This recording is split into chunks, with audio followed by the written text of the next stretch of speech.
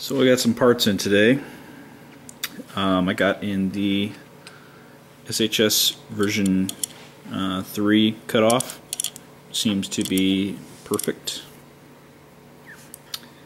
And then I also got some core Tappet plates, and there's definitely already a problem with the Tappet plates. They angle backwards. I don't know if you can see that very well. So I would not recommend these to anyone. See, look at that. So your air nozzle is not going to go all the way forward as it normally should.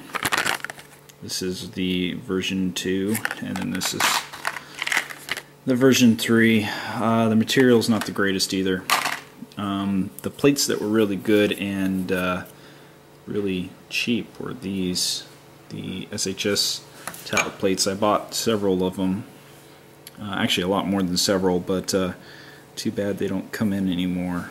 Yeah, those are actually really nice and were cheap.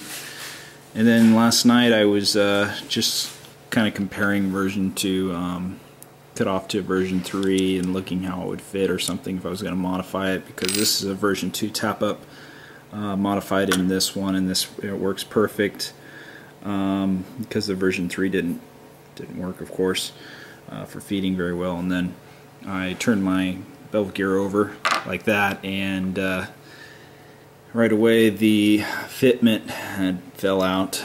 I also noticed real close that the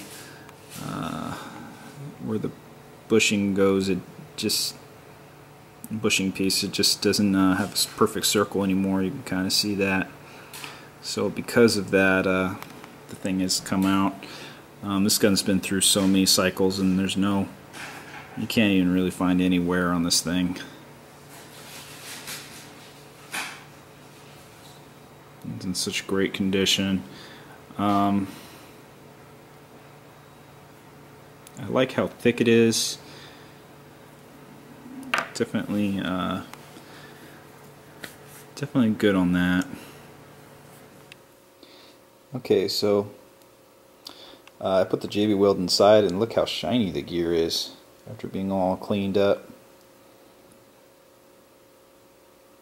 It's in great condition.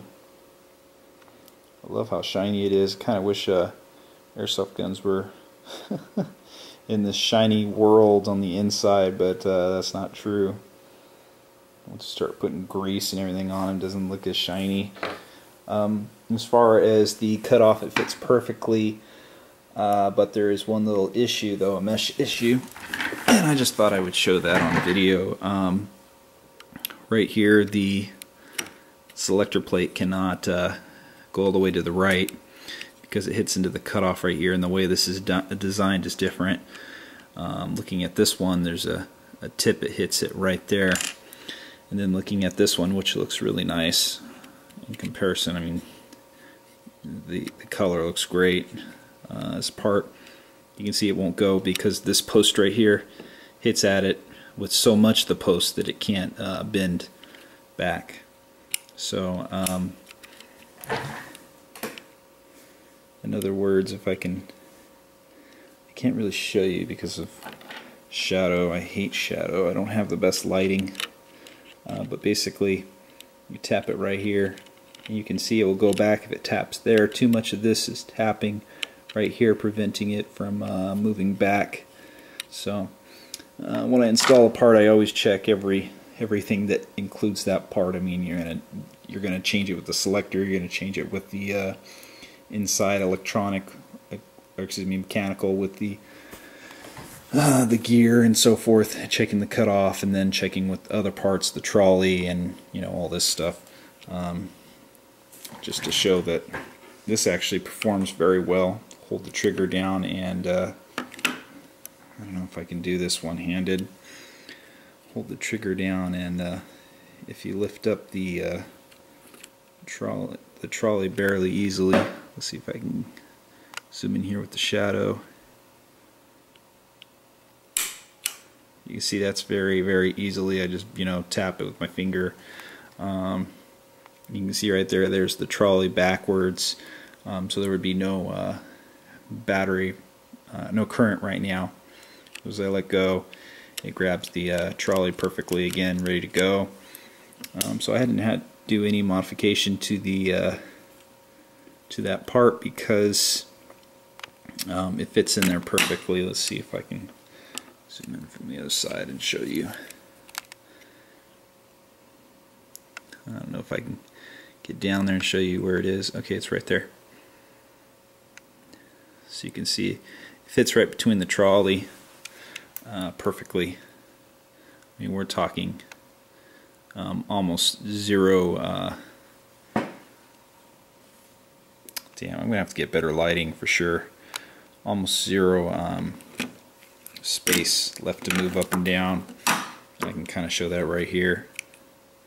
So between that blue area and the arm piece right there, it's almost exactly zero.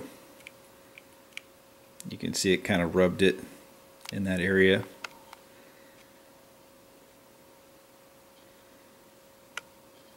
So you can see it kind of rubbed that blue area right there. So, but works perfect on there. So I'm going to cut this just a little bit off. You actually only need to cut off the section right here because that's going to be just like a hole of it, a little square, because that's going to be hitting this first. So other than that, after 24 hours, you know, I'll have the gun back together, and I'm positive it's going to cycle perfectly, because I also checked with the sector gear, rotating it while holding the trigger. It seems to be perfect. I mean, the cutoff is very smooth, very, very smooth. So I'm very positive, you know, mechanically, if you check it by hand when you go to shoot it, it's going to be very smooth itself. Other than that, so we'll check that out tomorrow. I guess I'll catch you guys later. Out.